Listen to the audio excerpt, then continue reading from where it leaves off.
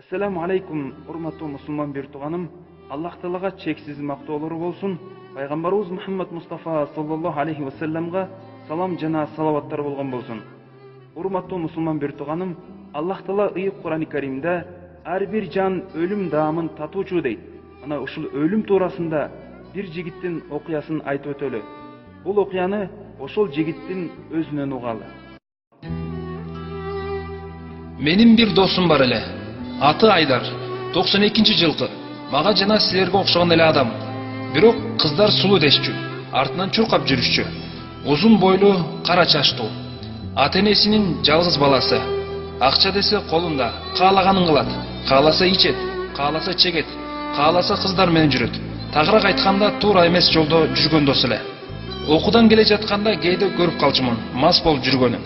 Экөөбүз сүйлөшүп калсак, Айдардын 3 сөзүнөн бирөөсү зына жөнүндө эле. Дос балдары болуп туура эмес экенин көп эле айттык. Бирок баланын өзүнөн окшойт, Айдар такыр өзгөргөн жок. Ошол Айдардын маңдайына жазылган тагдыры мага чоң сабак болду. 2013-жыл октябрь айы, аба ырайы сууктап, бак тарактар ыйлап, жалбырагын чачкан кез.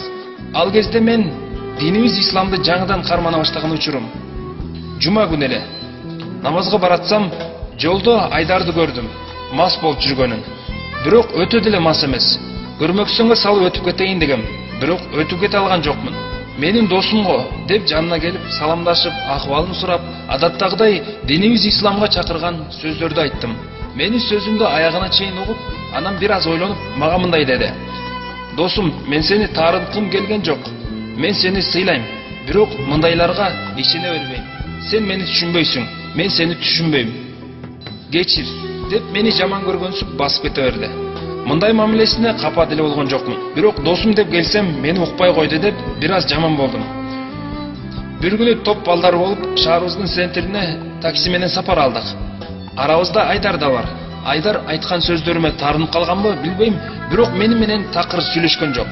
Бир убакта Айдар башым ооруп жатат деп бизге айтып калды. Андан сурасак, кичинекей кезинде селкинчектен жыгылып, сотрясение алгам. Ошондон го бир айдан бери ушинтип ооруп калат деп жооп узатты. Силер бара бергиле, мен үйгө барып жатпасам болбой калды деп үйүнө кетип калды. Ошентип дос балдар болуп өзүбүзчө кеттик.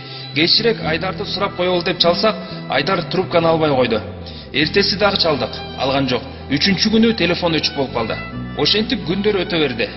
Жумалар өттү, артынан айлар алмашты. Баягы досубуздан эч бир кабар жок. Жер жутуп кеткендей Айдар жоголуп кетти. 2014-жыл март айы, чымчыктар сайрап, алма бактар бучуруп айлап, аба ырайы тазаланган кез. Бир күнү мага бир чочун номерден кат келди. "Салам досум, мен Айдар. Сөздөр бар эле, эртең жолукпайлыбы" деп. Муну окуп, Айдар экенин билип, жолуксак азыр жолугалы. Азыр бош элем десем, мени үйүнө чакырды. Ак өргө жака көчүп кетиштир. 4-чү автобус менен Ак өргөнү көздөй барсам, Ак өргөнүн остановкасында Айдар мени күтүп туруптур. Аны көрүп абдан таң калдым. Көргөнүмө ишенген жокмун. Мечиттеги молдолордон айырмасы жок. Допу кийип, сакал коюп алыптыр. Досум оңолуптур. Иман жолуна түшүптүр деп бир жагынан аябай сүйүндүм, а бир жагынан жаман болдум. Айдар аябай арыктап, көзү кирип, акыбалы начар экен. Мени көрүп ал дагы сүйүндү. Өзүнүн бир тууганын көргөнсүп ыйлап жиберди. Үйүнө келип, экөөбүз дасторкондун алдында көпкө чейин сүйлөшүп калдык. Сүйлөшүп жатып, досумдун көп өзгөрүштөрүн байкадым. Ички дүйнөсү сырткы келбетиндей сулуу болуп калыптыр. Баягы жаман сөздөрдү сүйлөгөн Айдар досум жок. Азыркы Айдар менен рахатта сүйлөшүп жаттым. Бир убакытта үй бүлө жөнүндө сөз кетти. Мен досуман сурап калдым: "Качан үйлөнөсүң?" деп. Ал жооп бере албай, эмнегедир башын жерге салып, "Жакында үйлөнөм буйрса" деп койду. Сөздү бузуп, ошол кезде байкем үйгө чакырып телефон чалды. Аны Айдарга айтып, үйдөгүлөр чакырып жатат доске. Үйгө барайын, дагы шашпай сүйлөшөлү десем, Айдар мага "Дагы жолуга албай калабыз го досум" деди. Бул сөзүн укканда денем зырттей түштү. Туруп бара жаткан жеримен кайра олтуруп калдым. "Досум, сага айта турган сөздөрүм бар эле, угуп турчу" деп айта турган сөздөрүн мындайча баштады. "Эсиңдеби, жарым жыл мурда достор болуп шаарга чыгып баратканда, менин башым ооруп үйгө кеткем. Ошондо башым чыдатпай ооруп, мен 4-чү горбольницага баргам. Качан мага врач башыңда шишик бар экен, жумурткадан кичирээк рак экенсиң" деп айтканда, мен өмүрүмдө биринчи жолу асманда карап, кылган күнөөлөрүмдү көрүп, көз жашым менен Аллахтан кечирим сурадым. Кудайга ишенбечү элем, бирок ошол күнү ушунчалык ишендим. Жүрөгүмдүн согушу денеме чейин титиретип, жараткандан ушунчалык корктум. Жаман жолго алып барган бутум мечитти көздөй чуркады. Жан дүйнөм мага мечитке бар, намаз оку деп улам кайталап жатты. Жаным эзилет, же намаз окканды билбейм. Алдымда бир таксыр намаз окуп жатыптыр. Ошону туурап намазды ыйлап окудум. 40 жыл, 50 жыл бою тооба кылсам дагы кечирилбеген күнөөлөрүм бар эле. Бирок үмүтүмдү үзбөй, Аллахтан кечирим сурай бердим. Чынын айтсам, мечиттен чыккым келген жок. Бооздоп ыйлап жатып, кечинде мечитте уктап калыптырмын. Эртең менен багымдат намазына бир таксыр мени ойготту. Намазды окуп бүтүп, үйдү көздөй чуркадым. Ата-энемди көргүм келди. Жыттарына ушунчалык муктаж болдум, бейиш эненин таманда дейт. Ошол апамдын таманын өпкүм келди. Үйгө барсам, алтындай болгон жалгызым менин апакем эшикти ачты. Көрө калып, апакемдин алдында тизелип кечирим сурадым. Апаке, мени кечириңиз, мен ак сүтүңүздү актай албайм деп бутунан өп ыйладым. Катуу ыйлаган окшойм, ошол убакта атам чыгып калды. Атамды көрүп дагы жаман болдум деп досум Айдар катуу ыйлап жиберди. Менин дагы жашым токтобой агып жатты. Мен ушунчалык досумду сороткум келди. Айласын издедим, бирок тапкан жокмун. Анткени мен Айдардын мындай болорун такыр күткөн эмесмин. Бир аз эс алып, мага айтар сөздөрүн Айдар улантты. Оңол балам деп, апам мага канча жолу көз жашын төгүп айткан. Атамды канча какшаттым. Жалгыз баламсың, жаман жериңди ташта, ал эмес досторумду айтышчу. Бирок мен оңолгон жокмун. Аллахтын карына калдым окшойт. Мен ойлогом, бактылуулук бул көп акча, ата-энемен алыс кетсем, кой деген кожо жок, бактылуу болом го деп ойлогом. Чыныгы бактылуулук динибиз ислам көрсөткөн жолдо экен. Атаң сени карап, менин уулум деп сүйүнсө, ошол бактылуулук экен. Апакеңдин таманын башыңа жазданып жатсаң, ошол бактылуулук экен.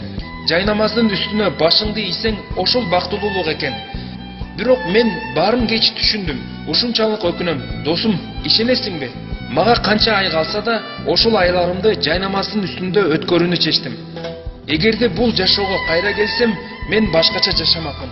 Жакшы адам болмокмун. Ата-энемди эч качан таарынтмак эмесмин. Бирок өтө кеч болуп калды деп Айдар досум кайра катуу ыйлап жиберди. Мындай сөздөрдү угуп, мен да көз жашымды тыя алган жокмун.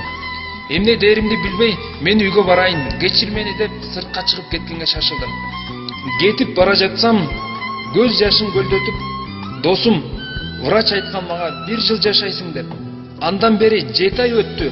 Эми жалгыз Аллах билет мага канча ай калганын. Көзүм барда сенден суранып кетет элем. Мен бул дүйнөдөн кеткенде менин жаныма туруп, жаназа намазын окуп койчу. Жаназага турбай койсоң болот. Мен таарынбайм. Бирок Аллахтын ыраазылыгы үчүн жаназага туруп койчу.